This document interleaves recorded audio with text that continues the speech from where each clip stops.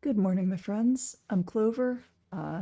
This is Benny, and today we are solving Less Taxing Math by Philip Newman. Oh, this is genuinely approachable Sudoku, by the way, in case you're new here.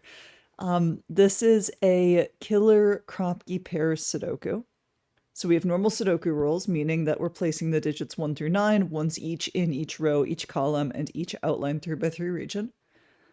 And on top of that, there are some dashed outline cages in the grid. Each of those cages has a clue in its top left corner, and the clue tells you what the digits in the cage have to sum to. And then there are also some black dots and some white dots in the grid. Wherever you see a white dot, the two surrounding digits are consecutive, and wherever you see a black dot, the two surrounding digits are in a 1-to-2 ratio. In other words, one of them is twice as large as the other. And that's it. So let's solve.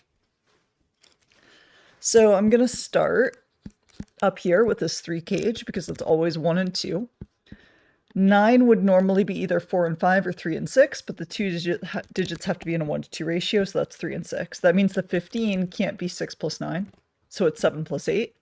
7 isn't in a 1-to-2 ratio with any other Sudoku digit, so that's going to be an 8, making this a 4 and a 9, and our last digit in the row is a 5.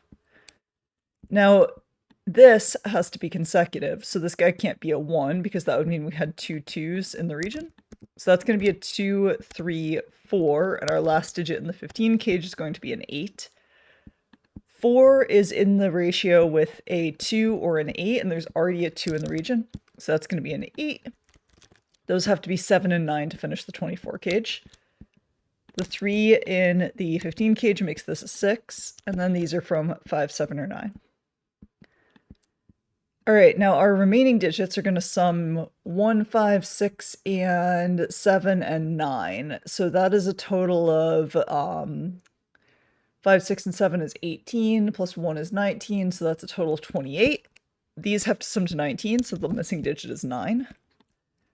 And this has to be either 6 or 8, and there's already a 6 in the column, so that's going to be an 8, making this a 4. These will be our 5, 6, and 7 like that, and then there's our 1, which tells us how this resolves. 2 plus 4 is 6, so to finish off to go to 14, we have to place an 8. Now, these three digits that are all in a 1-to-2 ratio can either be 1, 2, 4 or 2, 4, 8. 2 plus 4 plus 8 is way too big to be a 12 cage, so that's going to be a 1, 2, 4, making our last digit a 5. 5 is consecutive with 4 and 6. There's a 4 there, so that's going to be 5, 6, 7. 6 plus 7 is 13. To make 16, we add a 3. That's a 9. These guys have to be 6, 7, and 8. Like that, and then that's going to be a 3 with a 2 to sum to 5.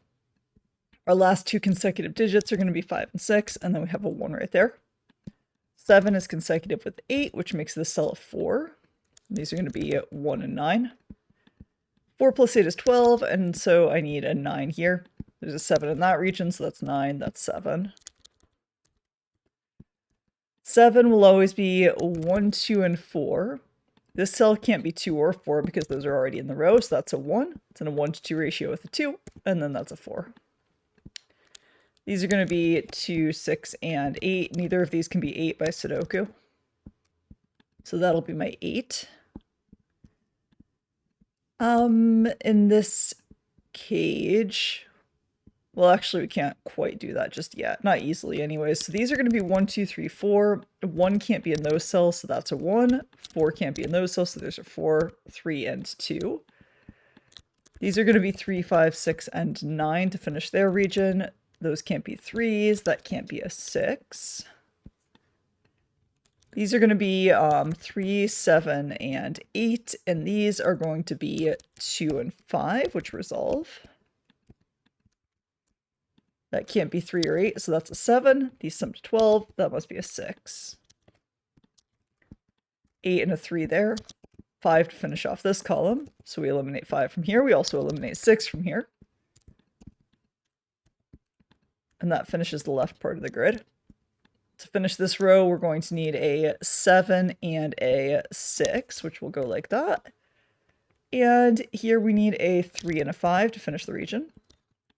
We need 1, 2, 3, and 9 to finish this region. This can't be 3 or 9. And that finishes the right half of the grid. And then classic Sudoku should take us home. We still need a 1 and a 7 there and there. And that is how you solve Philip Newman's less taxing math. Hope you guys liked that one. The link to solve it yourself is in the description of this video. And I will see you again in 3 days.